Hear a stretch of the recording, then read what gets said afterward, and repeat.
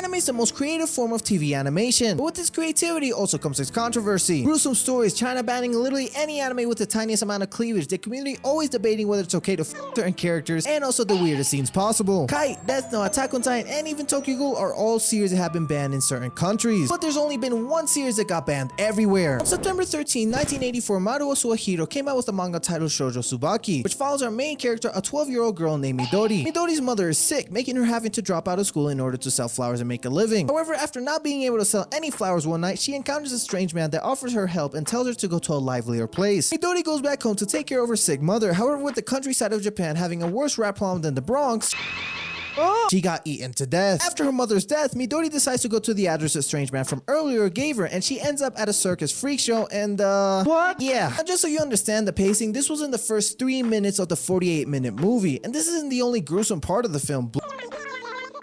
It's all there, and the part that truly made this film one of the most disturbing films in anime history, it's mostly because these situations happen in real life. Now, the only reason this film is half decent is the art. It reminds me a little bit of Junji Ito's works such as Uzumaki or Shiver, and it generally is really well drawn. The cast consists of 5 other characters: Wando Masamitsu, a dwarf; Hiro, the manager of the circus and the person that tricked Midori to go to the circus; Kanabun, a trap; Snake Woman, she plays with snakes; and Mushisute, who is a mummy. Fun fact, did you know there's actually a live action of this? Meaning someone saw this and generally thought this would be cool, but in real life. Now, before talking about the author, let's talk about the Edo Guro genre. The definition of Edo Guro is in the title: Edo for erotic and Guro for grotesque. It was a genre in Japan that originated in the 1920s and can lead to some very, and I mean some very, fucked up series. So now let's answer these questions. Why was the movie created? What was the purpose of the movie? And finally, what the was the author on? This brings me to an interview from 1992 with the director Hiroshi Harada when asked why. この作品を作る前の作品もやっぱりいじめをテーマにしてるんですけど、実際に小学校時代にいじめられた経験があるので、そのテーマを映画の中に盛り込むというのはかなり多いですね。で、盛り込んで忘れるというよりは、映画の中でそれを表現することによって、今現在子どもたちが学校でいじめられてる子どもが多いと思うんですけど、その人たちに元気づけるような意味合いの方が強いんですね。